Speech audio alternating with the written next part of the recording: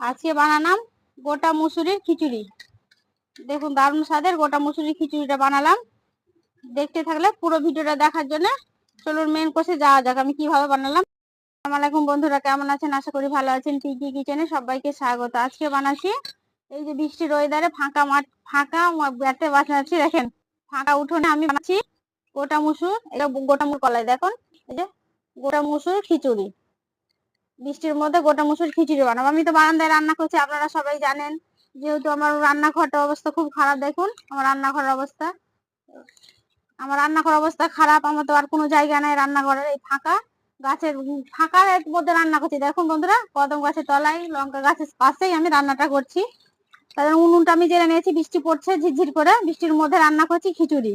বৃষ্টি কিন্তু আমার মাথায় পড়ছে ঝিরঝির করে, তার জন্য হাঁড়িটা আমি বসিয়ে দিয়েছি। উনুনটা জেলে একটু পানিও দিয়ে দিয়েছি গরম হতে। এবার মুসুর কলাইটা ভালো করে 8 বার 10 বার ধুয়ে একবার পরিষ্কার করে আমি নিয়ে চলে আসি, এসে রান্নাবো। স্কিপ না করে পুরো ভিডিও দেখবেন আমি কিভাবে খিচুড়িটা বানাই। গোটা মুসুরি দেখতে থাকবেন। মুসুরটা আমি ভালো করে পরিষ্কার করে ধুয়ে নিয়ে চলে এসেছি। এবার ওপর দিয়ে দেবো। এটা যেহেতু ঘরের করা মুসুর, আমাদের দেশে মুর্শিদাবাদের এখানকার না। এবার আমি ভালো করে এটা দিয়ে দেবো পুরো। পানিটা আমার গরম হয়ে গেছে।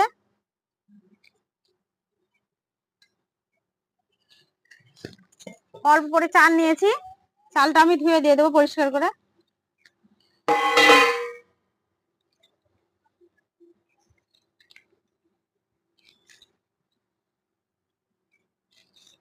চালটা আমি পরিষ্কার করে ধুয়ে নিয়ে আসি, দিয়ে দেবো। চালটা আমি পরিষ্কার করে ধুয়ে নিয়ে চলে এসেছি, দিয়ে দেবো।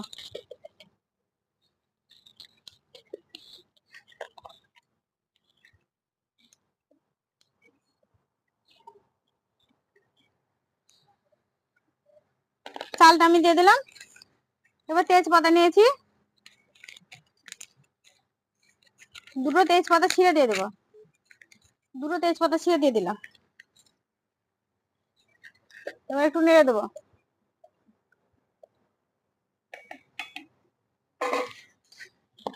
ঢাকা দিয়ে দেবো। আমি পেঁয়াজ নিয়েছি, পেঁয়াজগুলো কেটে দিয়ে দেবো। পেঁয়াজগুলো আমি কেটে নেবো। এর মধ্যে এই গোটা মুসুরি খিচুড়িতে পেঁয়াজটা লাগবে অনেক, আর কিছু লাগবে না। পেঁয়াজ লাগবে, আদা রসুন বাটা, একটা পেঁয়াজ কুড়াবো। দেখবেন, দেখতে থাকুন আমি কিভাবে বানাচ্ছি, সেইভাবেই বানাবেন। পেঁয়াজগুলো আমি সব ছিলে কেটে নেবো। ঢাকাটা উঠিয়ে নেবো, ফুটে গেছে। পেঁয়াজটা আমি কেটে রেখেছি, দেখেন অনেকটা করে পেঁয়াজ লাগবে, এতটা পেঁয়াজ লাগবে। পেঁয়াজটা কেটে রেখেছি, এর মধ্যে দিয়ে দেবো। এবার দেবো হলুদ গুঁড়ো, 1/2 চামচ দিলাম হলুদ গুঁড়ো।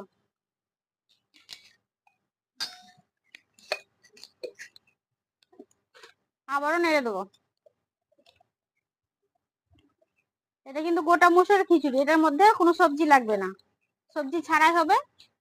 শুধু খাওয়ার সময় একটু আলু ভর্তা করে নেবেন বেরেস্তা পুড়ে, তাহলেই হয়ে যাবে, খেতে পারবেন। দেখেন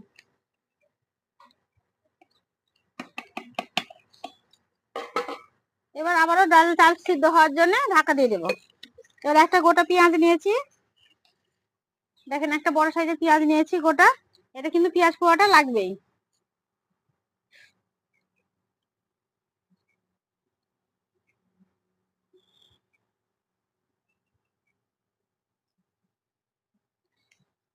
পেঁয়াজটা আমি উনুনে পুড়িয়ে নেব। আদা রসুনটা আমি ছাড়িয়ে নিয়েছি, দেবো গোলমরিচ। আদা রসুন আর গোলমরিচ, আর যে উনুন আমি পুরোতে দিয়েছি, পেঁয়াজটা পুড়ে গেছে কি দেখি। দেখেন এটা পুড়ে গেছে। এই পেঁয়াজটা আমি বেটে নেবো এর সাথে। আদা রসুন আর গোলমরিচ আর পেঁয়াজটা বেটে নেবো, শিলে আমি বেটে নেবো। এটা একটু ঠান্ডা হোক, খুব গরম হয়ে আছে তো, ঠান্ডা হোক। আর একবার খিচুড়িটা আমি নেড়ে দেবো।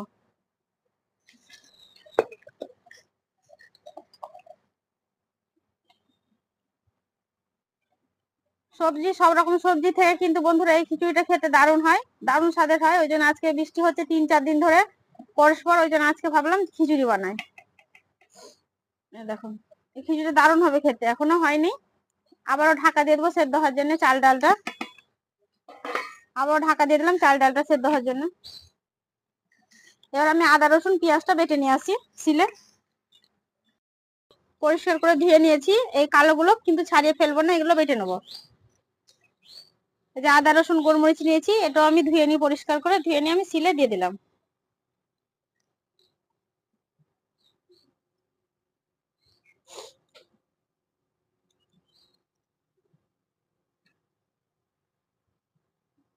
রসুন আর গোলমরিচটা বেটে নিয়েছি, এবার আমি পেঁয়াজটা বেটে নেবো।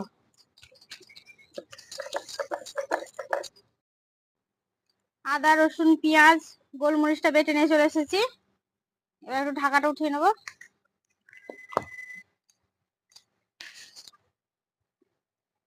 একবার নেড়ে দেবো। এবার আদা রসুন বাটাটা আমি দিয়ে দেবো। চালটা আমার সেদ্ধ হয়ে গেছে, মানে অল্প সেদ্ধ করতে বাকি আছে। এবার আমি আদা রসুন পেঁয়াজ যেগুলো বেটে নিয়ে এসেছি এগুলো দিয়ে দেবো।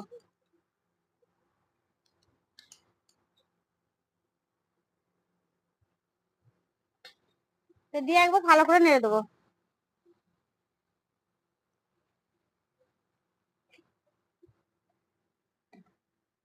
আবার 10 মিনিটের জন্য ঢাকা দিয়ে দেবো।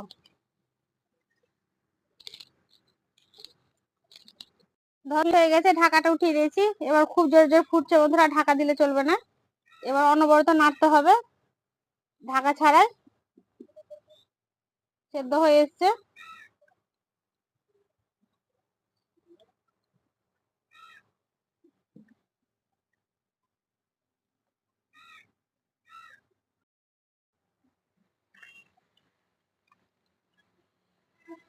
দেখুন বন্ধুরা হয়ে গেছে, সেদ্ধ হয়ে গেছে চালটা আমার। ডাল আর চালটা কি সুন্দর সেদ্ধ হয়ে গেছে। এবার আমি নুন দেবো।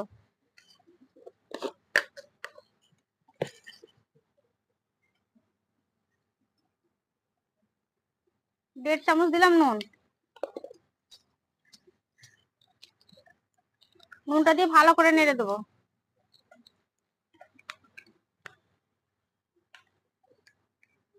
নুন দিয়ে আবার 5 মিনিট ফুটিয়ে নেবো।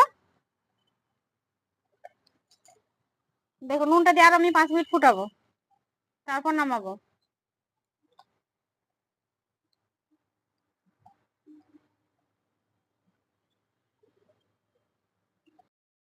হয়ে গেছে বন্ধুরা আমার খিচুড়িটা দেখেন, 5 মিনিট হয়ে গেছে, দেখেন কি সুন্দর হয়েছে। এবার আমি খেয়ে দেখাবো কেমন হয়েছে, নামিয়ে নেবো। কেউ যদি ইউটিউব থেকে দেখে থাকেন অবশ্যই সাবস্ক্রাইব করবে, ফেসবুক থেকে দেখে তাহলে পেজটাকে ফলো করে লাইক দিয়ে সাথে থাকবেন। এবার আমি নামিয়ে নেবো। এবার আমি খেয়ে দেখাবো কেমন হয়েছে খিচুড়িটা। বেশি উঠিয়ে নেবো, এবার খেয়ে আমি দেখাবো কেমন হয়েছে।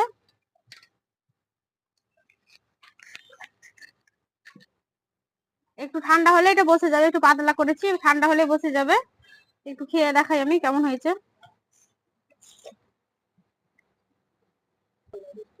দারুণ স্বাদের হয়েছে, এভাবে একবার হলো বাড়িতে বানিয়ে খেয়ে দেখবেন। এই গোটা মুসুরির খিচুড়িটা দারুণ হয়।